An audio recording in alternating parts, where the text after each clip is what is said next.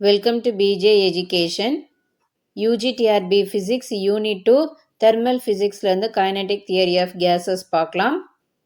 Kinetic Theory of Gases பார்த்தோன்னா ஒரு gas moleculesோட microscopic properties ஆன speed, momentum, kinetic energy-ய அந்த gas moleculesோட microscopic properties ஆன pressure, temperature, volume-ஓட relate பண்ணுறது தான் வந்து Kinetic Theory of Gases. இதோட assumption பார்க்கலாம். இங்கே 10 assumption இருக்கு. ஃபர்ஸ்ட் assumption என்னன்னு பார்த்தோம்னா ஒரு கேஸில் நிறைய சின்ன சின்ன சின்ன சின்ன சின்ன molecules நிறைய இருக்கு at normal temperature pressure. NTPனா at normal temperature pressureல 1 cc suppose 1 ccனா 1 cubic centimeter 1 cubic centimeterல எவ்வளோ கேஸ் மாலிக்யூல்ஸ் இருக்குன்னு சொல்கிறாங்கன்னா 2 into 10 to the power 19 gas molecules இருக்குன்னு சொல்கிறாங்க. இதுதான் ஃபர்ஸ்ட் அசம்ஷன்.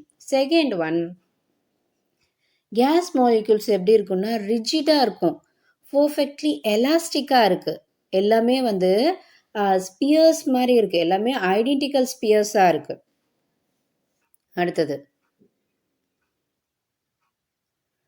ஒரு சின்ன சின்ன அந்த கேஸ் மாலிக்யூல்ஸ் இருக்கு இல்லையா, அதோட சைஸ் பார்த்தோன்னா ரொம்ப ரொம்ப ரொம்ப ஸ்மாலராக இருக்குது when compare to the volume of the gas. அந்த கேஸோட வால்யூமை கம்பேர் பண்ணும்போது ஒரு இண்டிவிஜுவல் கேஸோட சைஸ் பார்த்தோன்னா ரொம்ப ரொம்ப ரொம்ப ரொம்ப ஸ்மாலராக இருக்குது.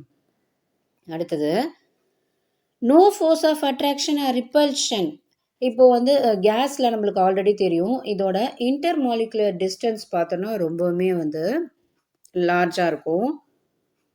ஒரு கேஸுக்கும் இன்னொரு கேஸுக்கும், அதாவது கேஸ் மாலிகுலுக்கும் இருக்கக்கூடிய டிஸ்டன்ஸ், இன்டர் மாலிகுலர் டிஸ்டன்ஸ் பார்த்தோன்னா ரொம்பவுமே வந்து லார்ஜராக இருக்குது. அப்போது அந்த ஒரு டிஸ்டன்ஸ் லார்ஜராக இருக்கும்போது ஃபோர்ஸ் ஆஃப் அட்ராக்ஷனும் சரி இல்லைனா ஃபோர்ஸ் ஆஃப் ரிப்பல்ஷனும் சரி அங்கே அவ்வளவா இருக்காது. அதனால தான் no force of attraction or repulsion கொடுத்துருக்காங்க. பட் எக்ஸப்ட் கொல்யூஷன் கொடுத்துருக்காங்க. அதாவது கொலிஷன் டைம் தவிர, கொலிஷன் டைமில் ஒன்றோட ஒன்று டச் ஆகும் இல்லையா, அந்த டைம் தவிர மற்ற டைமில் ஃபோர்ஸ் ஆஃப் அட்ராக்ஷனும் இருக்காது, ரிப்பல்ஷனும் இருக்காது. ஓகே, மாலிக்யூல்ஸ் வந்து ரேண்டம் மோஷனில் தான் போயிட்டுருக்கும். எப்பவுமே வந்து ரேண்டமாக தான் மூவ் ஆகிட்டுருக்கு, எல்லா டைரக்ஷன்லையும் ரேண்டமாக மூவ் ஆகிட்டுருக்கு வித் ஆல் பாசிபிள் வெலாசிட்டிஸை. இந்த மாலிக்யூல்ஸோட வெலாசிட்டி டெம்பரேச்சரை பொறுத்து இன்க்ரீஸ் ஆகுது. டிஃப்ரெண்ட் கேஸோட மாலிக்யூல்ஸு டிஃப்ரெண்ட்டாக இருக்கும்.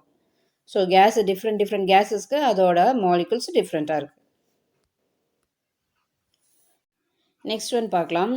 மாலிக்யூல்ஸ் ரேண்டமாக மூவ் ஆகிட்டுருக்கு, இங்கே ஒன்று அங்கே ஒன்று ரேண்டமாக மூவ் ஆகிட்டுருக்கு. அப்படி மூவ் ஆகும்போது ஒன்றோட ஒன்று மோதுது. அப்படி மோதுற கொல்யூஷனை தான் என்ன சொல்கிறாங்க, பர்ஃபெக்ட்லி எலாஸ்டிக் கொல்யூஷன்னு சொல்கிறாங்க.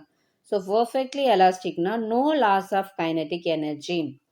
Next one, time of impact is negligible in comparison with the time interval between successive collision. Molecules ஒன்னோட ஒன்று மோதுது இல்லையா, அந்த டைம் பார்த்தோன்னா அது ட்ராவல் பண்ணுற டைமை விட இந்த ஒன்னோட ஒன்று மோதுற டைம் வந்து ரொம்பவுமே லெஸ்ஸராக இருக்குது. ஏன்னா ரொம்ப அதோட இம்பேக்ட் டைம் பார்த்தோன்னா ரொம்ப குயிக்காக இம்பேக்ட் ஆகுது. அந்த மாலிகூல்ஸ் அங்கே இங்கேன்னு மூவ் ஆகுறத விட அது இம்பேக்ட் பண்ணுற டைம் வந்து ரொம்ப லெஸ்ஸராக இருக்குன்னு சொல்கிறாங்க.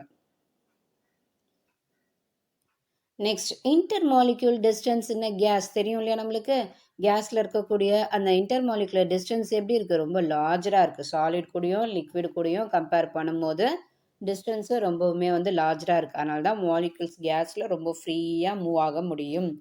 So between any two successive collision, molecules travel with uniform velocity along a straight line. ரெண்டு successive collision நடக்கிறதுக்கு அந்த molecules எப்படி travel ஆகுது, யூனிஃபார்மாக travel ஆகுது. ஸோ யூனிஃபார்மாக travel ஆகுது, ஸ்ட்ரைட் லைனில் travel ஆகுது.